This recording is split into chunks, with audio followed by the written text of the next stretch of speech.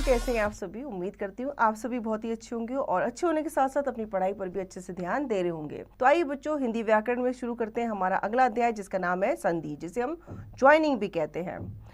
पढ़िए और समझिए। उदाहरण देकर आप भी वर्णों का मेल कर एक नया शब्द बना सकते हैं। तो हम वर्णों को जोड़ करके एक नया शब्द बना सकते हैं, जैसे कि धर्म जमा आत्मा, क्या बन जाता है, धर्मात्मा। तो यहाँ पे अ और आ को मिला करके आ बन गया है। ठीक है, जब भी आपका अ स्वर और आ आता है तो दोनों को मिला करके क्या बन जाता है, आ बन जाता है। जैसे कि विद्या जमा आले, अब यहाँ पे क्या है, आ जमा आ है, तो विद्या जमा आले हो जाता है विद्यालय। इसी प्रकार से राम जमा आले हो जाएगा रामालय। पाठ प्रवेश कर लेते हैं। व्याकरण की दृष्टि से संधि का अर्थ है वर्णों में मेल, अर्थात दो शब्द या शब्दांश जब परस्पर मिलते हैं तो उनके मिलने से स्वर तथा व्यंजन में जो परिवर्तन आता है उसे हम संधि कहते हैं। जैसे विद्या जमा आलय विद्यालय हो गया। ठीक है, अब यहाँ पे स्वर मिले हैं आ जमा आ, तो यहाँ पे आ ही कहलाएगा। गे जमा ई का हो जाएगा गायिका, तो यहाँ पे ए जमा ई जो है वो आई हो जाएगा। दुह जमा बल हो जाएगा दुर्बल, तो यहाँ पे विसर्ग है, आपने ध्यान से देखा होगा, दू के साथ विसर्ग लगा गया है। जमा व्यंजन हो जाएगा रेफ। उपयुक्त उदाहरणों में दो सार्थक शब्दों के मेल से नया शब्द बन रहा है। इस प्रक्रिया में पहले शब्द की अंतिम ध्वनि और दूसरे शब्द की पहली ध्वनि का आपस में मेल होने से एक नई ध्वनि बन रही है। ध्वनि में आए इस परिवर्तन को संधि कहते हैं। दो वर्णों के परस्पर मेल से जो विकार होता है उसे संधि कहते हैं। संधि युक्त शब्दों को अलग करने की प्रक्रिया को संधि विच्छेद कहते हैं। जब आप दो परस्पर व्यंजनों को जोड़ते हो तो वो क्या कहलाता है, संधि कहलाता है। जब आप उनको अलग करते हो तो वो संधि विच्छेद बन जाता है। संधि विच्छेद जैसे वार्तालाप, वार्ता जमा आलाप, हरीश हरि जमा ईश, तो ये क्या हो गया, संधि विच्छेद हो गया। अब आते हैं संधि के प्रकार पे। संधि तीन प्रकार की होती है। पहली होती है स्वर संधि, दूसरी होती है व्यंजन संधि, तीसरी होती है विसर्ग संधि। स्वर संधि दो स्वरों के मेल से होने वाले विकार या परिवर्तन को स्वर संधि कहते हैं। जैसे प्रतीक्षा जमा आलय प्रतीक्षालय हो गया। अब यहाँ पे आ जमा आ जो है वो आ बन गया, तो इसलिए इसे स्वर संधि कहा जाता है, क्योंकि यहाँ पे स्वरों का मेल हो रहा होता है। उपयुक्त शब्द में प्रतीक्षा शब्द की अंतिम ध्वनि आ तथा आलय शब्द की प्रथम ध्वनि आ मिलाकर आ हो गए हैं। स्वरों के इसी मेल के कारण यह स्वर संधि का उदाहरण है। स्वर संधि पांच प्रकार की होती है। पहली होती है दीर्घ संधि, दूसरी होती है गुण संधि, तीसरी होती है वृद्धि संधि, चौथी होती है यण संधि और पांचवी होती है अयादि संधि। अब इनको हम विस्तार पूर्वक जानेंगे। दीर्घ संधि दो समान स्वर अ ई उ जब पास पास आते हैं तो उन्हें मिलकर उसी वर्ण का दीर्घ स्वर आ ई उ बन जाते हैं, इसे दीर्घ संधि कहते हैं। जैसे कि अ जमा अ हो गया आ। ठीक है, योग जमा अभ्यास योगाभ्यास हो गया। अधिक जमा अंश अधिकांश हो गया। तो सूर्य जमा अस्त सूर्यास्त हो गया। शास्त्र जमा अर्थ शास्त्र हो गया। देव जमा अर्चन देवार्चन हो गया। धर्म जमा अर्थ धर्मार्थ हो गया। अब आते हैं अ जमा आ बन जाता है। शिव जमा आलय शिवालय। नील जमा आकाश नीलाकाश। रत्न जमा आकर रत्नाकर। अनाथ जमा आलय अनाथालय। नव जमा आगत नवागत। गज जमा आनंद गजानन। देव जमा आलय देवालय। नित्य जमा आनंद नित्यानंद हो जाता है। यहाँ पे इसी प्रकार से आ जमा अ जो है वो भी आ ही बन जाता है। जैसे कि रेखा जमा अंश रेखांश। सीमा जमा अंकित सीमांकित। सीमा जमा अंत सीमांत। विद्या जमा आरती विद्यार्थी। यथा जमा अर्थ यथार्थ। आ जमा आ बन जाता है। प्रतीक्षा जमा आलय प्रतीक्षालय। दया जमा आनंद दयानंद। महा जमा आत्मा महात्मा। महा जमा आशय महाशय। कारा जमा आवास कारावास। वार्ता जमा आलाप वार्तालाप। कृपा जमा आलू कृपालु बन जाता है। ई जमा ई बन जाता है। अभी जमा ईस्ट अभीष्ट बन जाता है। गिरी जमा इंद्र गिरीन्द्र बन जाता है। अति जमा ईव अतीव। कपि जमा इंद्र कपींद्र बन जाता है। रवि जमा इंद्र रविंद्र बन जाता है। मुनि जमा इंद्र मुनीन्द्र। ई जमा ई जो है बच्चों ई बन जाता है। जैसे कि कपि जमा ईश कपीश बन जाता है। कवि जमा ईश्वर कवीश्वर बन जाता है। रवि जमा ईश रवीश। भूमि जमा ईश्वर भूमीश्वर। हरि जमा ईश हरीश बन जाता है। और गिरी जमा ईश गिरीश बन जाता है। अब आते हैं बड़ी ई जमा ई बन जाता है बड़ी ई। जैसे कि देवी जमा इच्छा देविच्छा। पत्नी जमा इच्छा पत्नीच्छा। पृथ्वी जमा इंद्र पृथ्वीन्द्र। योगी जमा इंद्र योगींद्र, सची जमा इंद्र सचिंद्र, नारी जमा इंद्र नारेंद्र। ई जमा ई ही बन जाता है, जैसे जानकी जमा ईश जानकीश, लक्ष्मी जमा ईश लक्ष्मीश, नदी जमा ईश नदीश, सती जमा ईश सतीश। उ जमा ऊ बन जाता है, जैसे गुरु जमा उपदेश गुरुपदेश, लघु जमा उपदेश लघु उपदेश, अनु जमा उदित अनुदित, विधु जमा उदय विदुदय बन जाता है, भानु जमा उदय भानुदय बन जाता है, लघु जमा उत्तर लघुत्तर बन जाता है। उ जमा ऊ जो है वो बड़ा ऊ ही बन जाता है, जैसे कि सिंधु जमा उर्मी सिंधुर्मी, लघु जमा उर्मी लघुर्मी। ऊ जमा ऊ बन जाता है, वधु जमा उल्लेख वधुल्लेख, भू जमा उत्सर्ग भूत्सर्ग बन जाता है, साधु जमा उत्सव साधुत्सव बन जाता है। ऊ जमा ऊ बन जाता है, जैसे कि भू जमा ऊर्जा भूर्जा, भू जमा ऊर्ध्व भूधर्व, वधु जमा ऊर्जा वधुर्जा बन जाती है। गुण संधि पे आते हैं। यदि अ या आ के बाद ई या ई आए तो इनके स्थान पर ए, ऊ या ऊ आए तो औ, री आए तो अर हो जाता है। इसे गुण संधि कहते हैं। जैसे अ जमा ई हो जाता है ए। इसके उदाहरण समझ लेते हैं। धर्म जमा इंद्र धर्मेंद्र हो जाता है। ठीक है, जो अ और ई होता है वो मिलकर के ए बन जाता है। नर जमा इंद्र नरेंद्र बन जाता है। वीर जमा इंद्र वीरेंद्र बन जाता है। गज जमा इंद्र गजेंद्र, देव जमा इंद्र देवेंद्र और सुर जमा इंद्र सुरेंद्र। अब अ और ई आए तो भी ए ही बन जाता है, जैसे कि अखिल जमा ईश अखिलेश, नाग जमा ईश नागेश, दिन जमा ईश दिनेश, देव जमा ईश्वर देवेश्वर, अखिल जमा ईश्वर अखिलेश्वर, गण जमा ईश गणेश, नर जमा ईश नरेश, राम जमा ईश्वर रामेश्वर। अब आ और ई आए तो भी ए बन जाता है, जैसे राजा जमा इंद्र राजेंद्र, रमा जमा इंद्र रमेंद्र, महा जमा इंद्र महेंद्र, यथा जमा इच्छा यथेच्छा बन जाता है। आ जमा ई भी ए ही बन जाता है, जैसे कि महा जमा ईश्वर महेश्वर, राजा जमा ईश राजेश, उमा जमा ईश उमेश, रमा जमा ईश रमेश, महा जमा ईश महेश और लंका जमा ईश लंकेश। अब अ और उ आए तो ओ बन जाता है, जैसे कि हित जमा उपदेश हितोपदेश, सर्व जमा उत्तम सर्वोत्तम, पुरुष जमा उत्तम पुरुषोत्तम, भाग्य जमा उदय भाग्योदय, देव जमा उत्सव देवोत्सव, सूर्य जमा उदय सूर्योदय, पर जमा उपकार परोपकार, लोक जमा उक्ति लोकोक्ति बन जाता है। अ अगर ऊ के साथ मिलाए तो औ बन जाता है, जैसे सूर्य जमा ऊष्मा सूर्योष्मा, जल जमा ऊर्मी जलोर्मी, नव जमा ऊड़ा नवोड़ा बन जाता है। आ जमा ऊ औ, महा जमा ऊर्जा महोर्जा, गंगा जमा ऊर्मी गंगोर्मी बन जाता है, रंभा जमा ऊर्मी रंभोर्मी बन जाता है, गंगा जमा ऊर्मी दयोर्मी बन जाता है। अ जमा री अर, सप्त जमा ऋषि सप्तऋषि, देव जमा ऋषि देवर्षि, राज जमा ऋषि राजऋषि, ब्रह्म जमा ऋषि ब्रह्म ऋषि बन जाता है। अब आ के साथ अगर री आए तो वो अर बन जाता है, जैसे कि राजा जमा ऋषि राजर्षि बन जाता है, महा जमा ऋषि महर्षि बन जाता है। वृद्धि संधि हस्व तथा दीर्घ अ के बाद ए या ऐ हो तो ऐ, ओ या औ हो तो औ हो जाता है, तो इसे वृद्धि संधि कहते हैं। जैसे अ जमा ए बन जाता है। लोक जमा ऐषणा लोकेशणा, एक जमा एक एक बन जाता है। वित्त जमा ऐषणा वितेषणा बन जाता है। जीव जमा ऐषणा जीवेशणा बन जाता है। ए जमा ए आई, यथा जमा एव यथेव, सदा जमा एव सदैव, तथा जमा एव तथेव। आ जमा ए आई बन जाता है। महा जमा ऐश्वर्य माहेश्वर्य, माता जमा ऐश्वर्य मातेश्वर्य। अ जमा ओ औ बन जाता है। परम जमा ओज परमोज, परम जमा ओजस्वी परम ओजस्वी बन जाता है। दंत जमा ओष्ट दंतोष्ट, जल जमा ओद जलोद बन जाता है। मधुर जमा ओदन मधुरोदन बन जाता है। और वन जमा औषधि वनौषधि बन जाती है।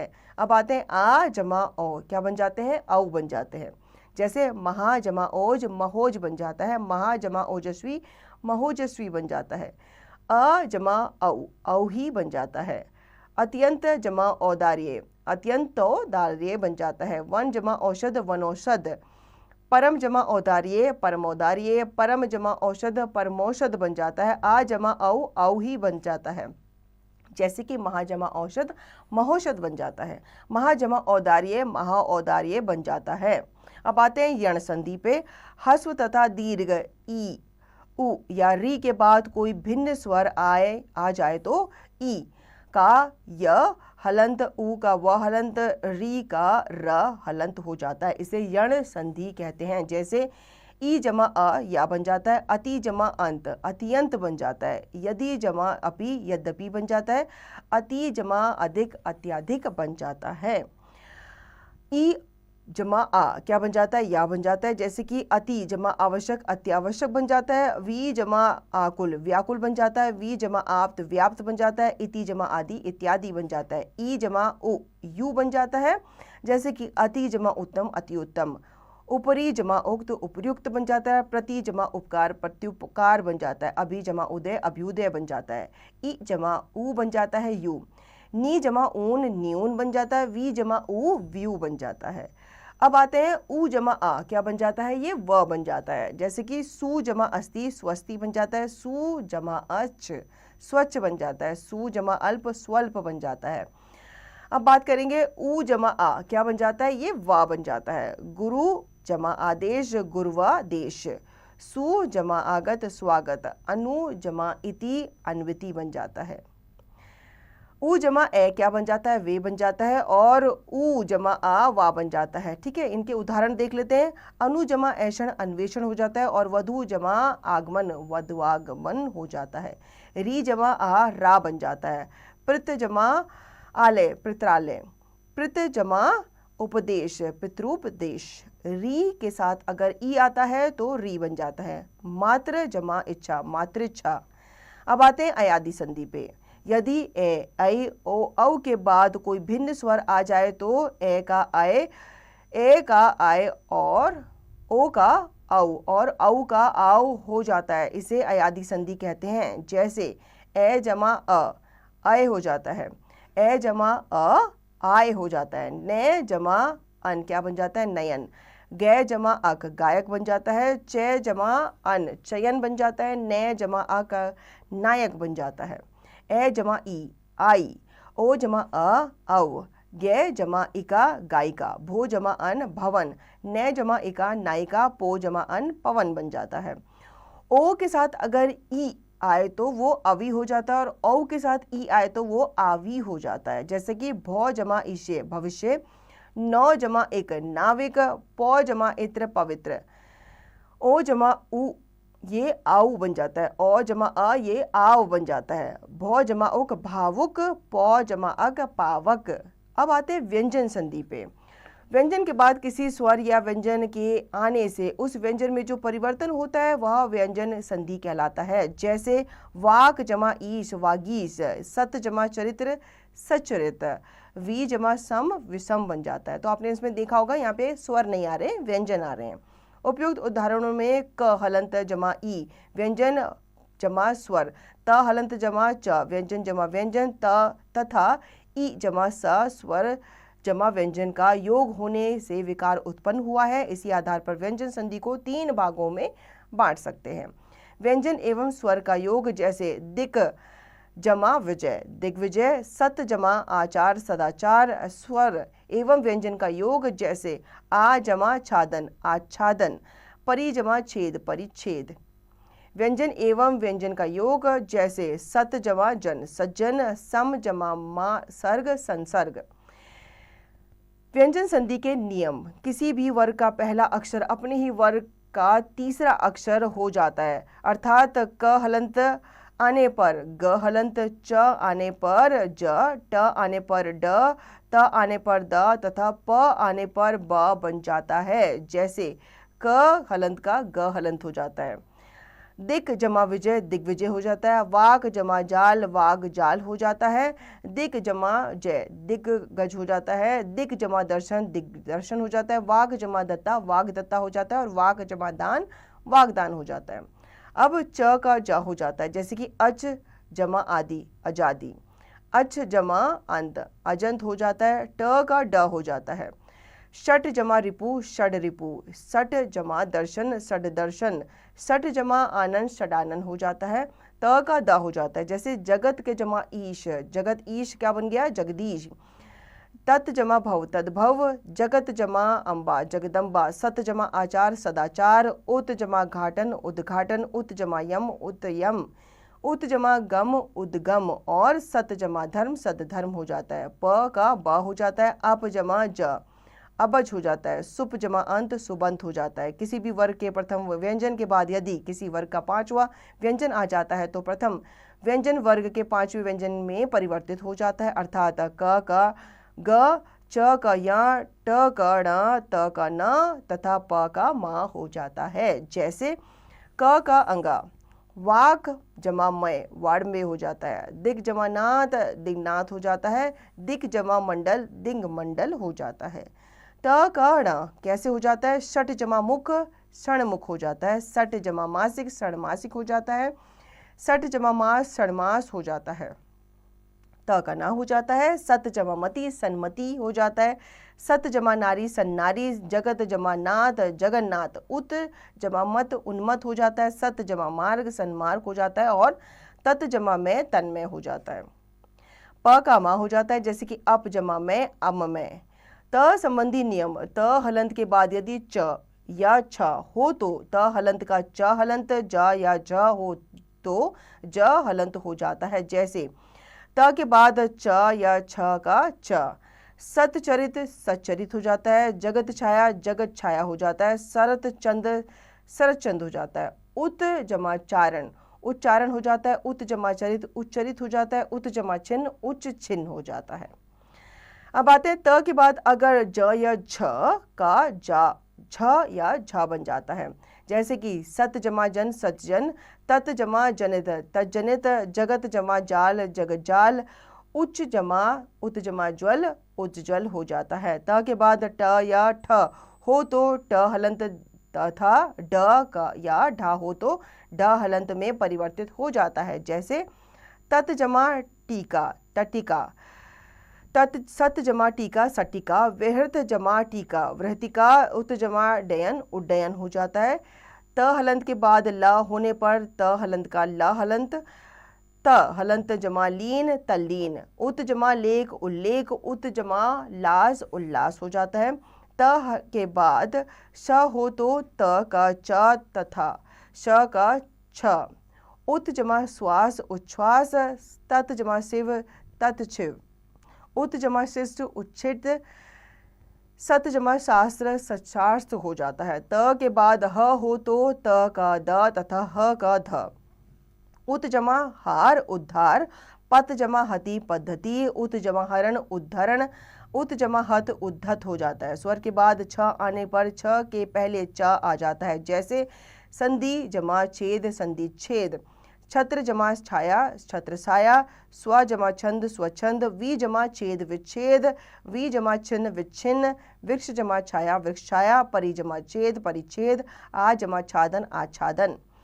म संबंधी नियम, यदि म हलंत के बाद क से म तक कोई व्यंजन हो तो म का उसी वर्ग का पांचवा अक्षर या अनुस्वार हो जाता है। अशुद्धि से बचने के लिए आजकल पंचम वर्ण के बदले अनुस्वार का ही प्रचलन हो गया है। जैसे सम जमा पूर्ण संपूर्ण, सम जमा कर संकर, परम जमा तू परंतु, सम जमा जीवनी संजीवनी, सम जमा खया संख्या, सम जमा तोष संतोष, सम जया चय संचय, सम जमा बंध संबंध, अहम जमा कार अहंकार, अलम जमा करण अलंकरण, सम जमा कल्प संकल्प, सम जमा गति संगति हो जाता है।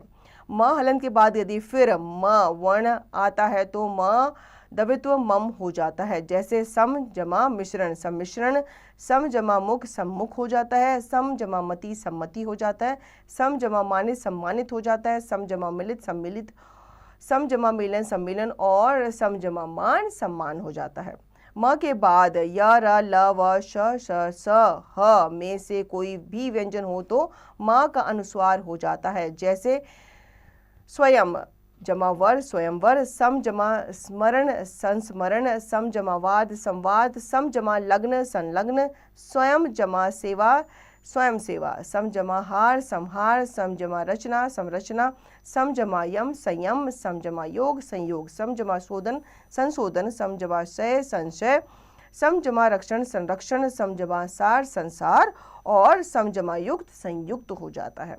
ना का णा होता री र स के बाद आए ना का णा हो जाता है, परंतु चवर्ग टवर्ग तवर्ग स और से आने पर ना का णा नहीं होता। जैसे हर जमा ना हरण हो जाता है, परि जमा नाम परिणाम हो जाता है, तृष जमा ना तृष्णा हो जाता है, प्र जमा मान प्रमाण हो जाता है, घृ जमा ना घृणा हो जाता है, री जमा ना ऋण हो जाता है, विष जमा नु विष्णु, परि जमा मान परिमाण, भू जमा भूष जमा अन्न भूषण हो जाता है, राम जमा आयन रामायण हो जाता है, वर जमा न वर्ण हो जाता है, कृप जमा न कृष्ण हो जाता है, कर जमा ना कर्ण, दुर जमा जन दुर्जन, दुर्ज जमा सन दुर्शन दर्शन हो जाता है।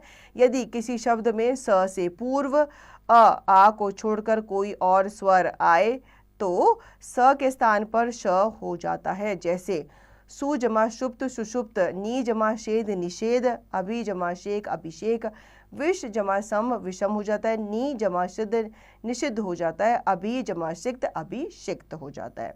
अपवाद वी जमा स्मरण विस्मरण, अनु जमा स्वार अनुस्वार, अनु जमा शरण अनुसरण हो जाता है।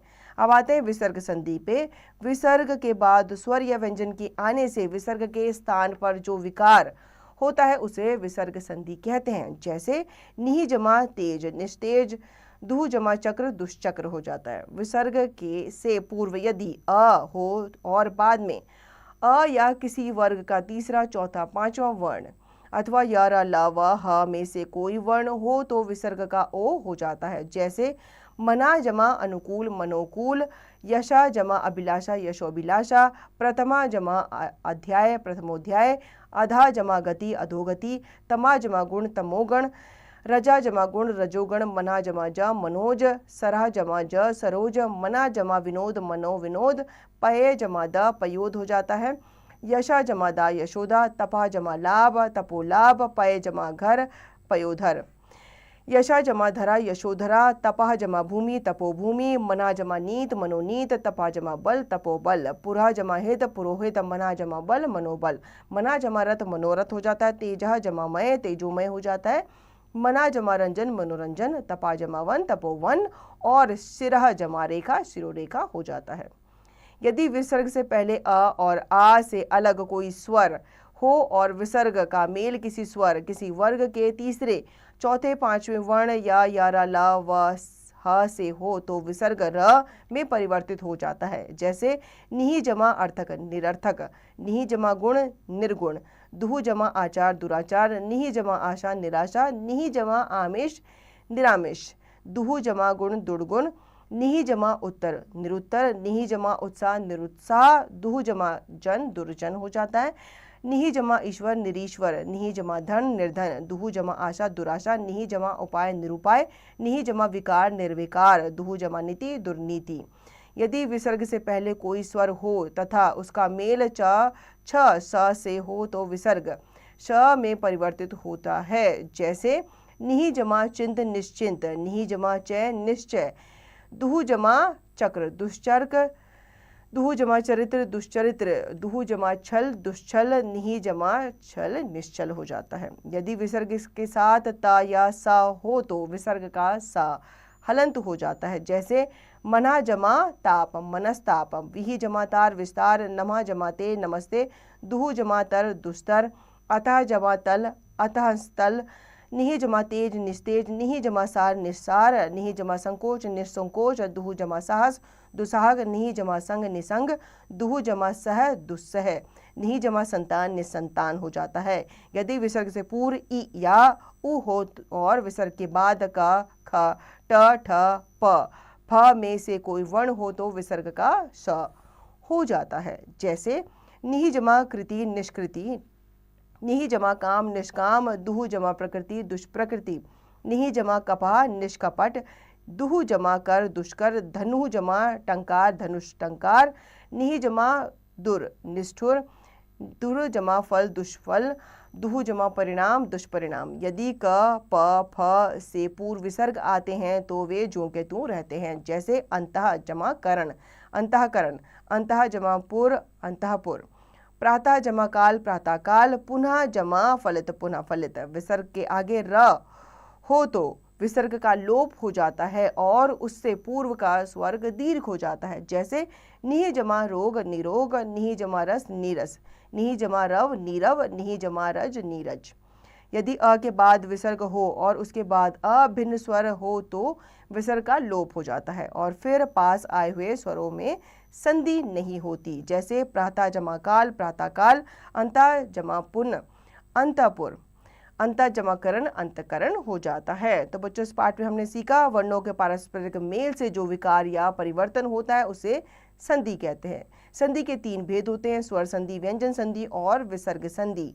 2 स्वरों के पारस्परिक मेल से जो विकार या परिवर्तन होता है उसे स्वर संधि कहते हैं।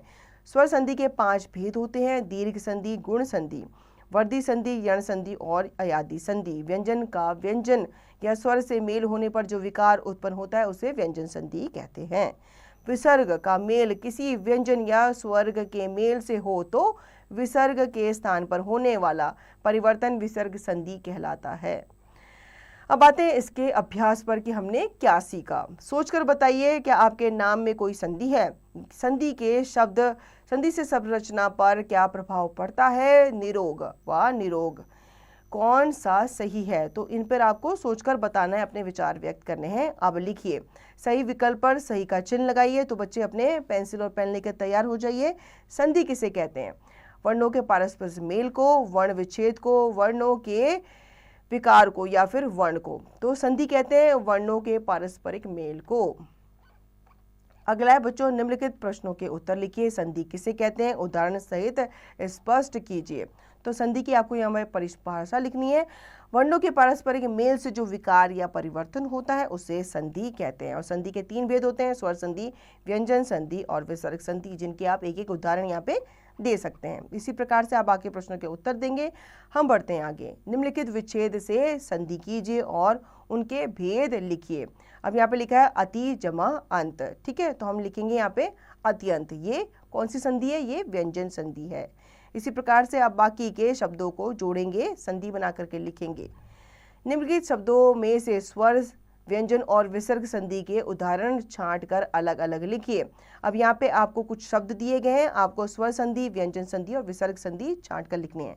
जैसे सूर्य जमा अस्त, तो यहाँ पे क्या हो गया, ये हमारी व्यंजन संधि हो गई। इसी प्रकार से आप यहाँ पे मनोबल, ये क्या है, ये विसर्ग संधि का उदाहरण है। आओ करके देखें, संधि कीजिए। अब यहाँ पे आपको इंद्र दिया गया है, इनके साथ आपको इन शब्दों को जोड़ के लिखना है। जैसे कि मुनि जमा इंद्र मुनेन्द्र हो जाता है, सची जमा इंद्र सचेंद्र हो जाता है। इसी प्रकार से ईश यहाँ पे दिया गया है, रजनी जमा ईश रजनीश हो जाता है, रवि जमा इंद्र रविंद्र हो जाता है। ज्ञान परख, अपने आसपास परिवार व परिचितों के नामों में प्रयुक्त संधि का पता करके लिखिए व अपने अध्यापक अध्यापिका से सत्यापित कराइए। तो आपको क्या करना है, अपने आसपास अपने परिचितों के नाम आपको लिखने हैं और उनका संधि करना है। फिर आपको अपने टीचर से उसको वेरीफाई करना है कि हमने जो किया है संधि विच्छेद वो सही है या नहीं है। तो बच्चों उम्मीद करती हूँ आपको ये अध्याय अच्छे से समझ में आ गया होगा। इस अध्याय को आप पुनः दोहराएंगे और इसका निरंतर अभ्यास आप करते